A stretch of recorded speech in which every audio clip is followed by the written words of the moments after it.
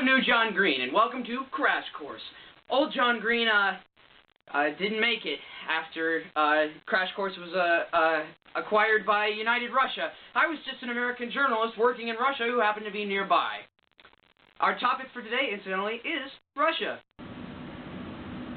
A presidential parliamentary system is a system that is both presidential and parliamentary, with a chief executive, President Putin, and a parliamentary system with the Duma and the Federation Council. The president is elected in a runoff election in which multiple candidates all run for the office. If there's no majority the first time, then the top two candidates run, and the candidate who the people like the most wins. Putin wins.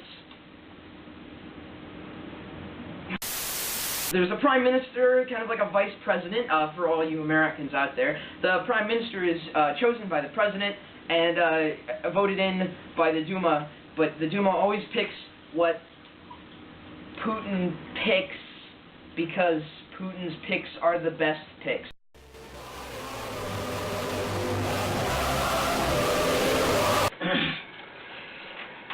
An open letter to President Putin.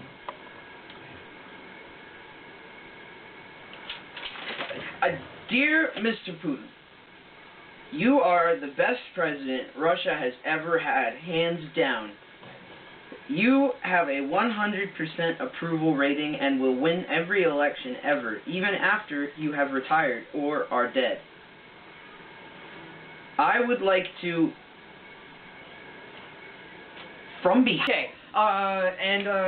And then, the legislature, speaking of, there's an upper house and a lower house. The upper house is called the Federation Council, and the Federation Council has picked two candidates each from each state or region, and they're selected, one by the governor and one by another through the state legislature, and they're all sent to the capital to be the upper house of the parliament. The lower house is called the Duma, and the Duma is all elected with a mixture of proportional representation, which is where you vote based on party lines and not on candidates, and then the parties are divvied up into Congress, and partially on first past the post, which is just a basic election where the one with the most votes wins and goes to the Duma. The Duma and the Federation Council write legislation and pass it. The president, of course, has veto power over it, and the president also has the power to dismiss the Duma at any time he likes, because he...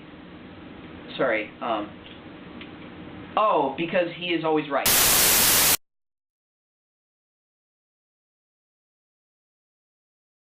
Hello, Mr. Green. I am Russian freedom fighter. You find instructions to escape in the bathtub.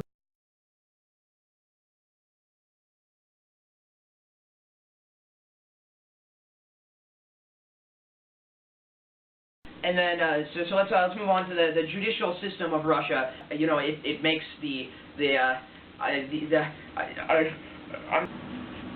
so the Constitutional Court. The Constitutional Court theoretically has the power of judicial review, but it never has to, because Putin is always right.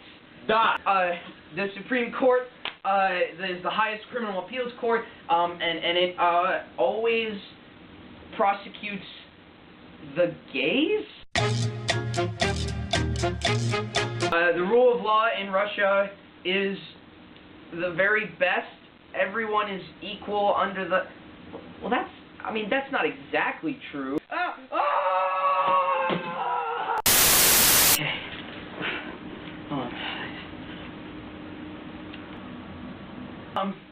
The military in Russia is the best in the world. Very high power. I mean, just look at the way they demolished those Ukrainians. So yes, the military has a strong role, especially because our glorious leader is a former member of the wonderful KGB.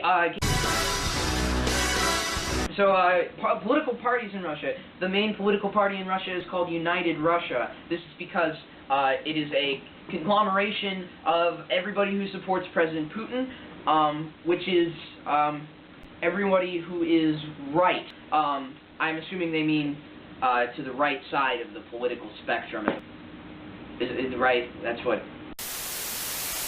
So there's a multi-party system in Russia, but the parties have not a lot of power, a lot of problems, because the United Russia Party always wins all the elections, so no one else can really get in there. The parties are the Communist Party of the Russian Federation, there's the Liberal Democrats, which are not liberal or democratic. Ooh, pick me!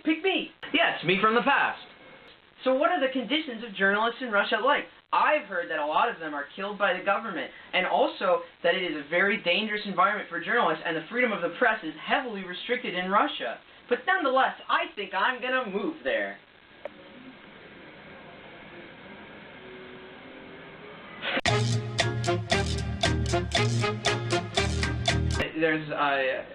There's some interest groups in Russia, but they're mostly run by corporations and oligarchs who are, successful businessmen and great people who are friends of the president, and they are the interest groups who are allowed to advise his decisions, because they are good. Right. There are many social cleavages in Russia. For instance, there is the urban-rural cleavage, which is the name of our producer's next movie, actually. Go ahead and check that out on YouTube. And then there's the social class cleavage between the rich people and the not rich people. There's the cleavage between all the different nationalities and regions. You know, there are the Tatars, the Bulgars, the actual Slavs, the Gopniks. Civil society in Russia is a bit of a problem. Obstacles in which the state is very powerful, rightfully so, of course, and so civil society sometimes has trouble developing. The role of Russian youth groups. There's Nashi, which is a pro-Putin youth group, which is used to support the Vladdy Daddy? I've been really trying.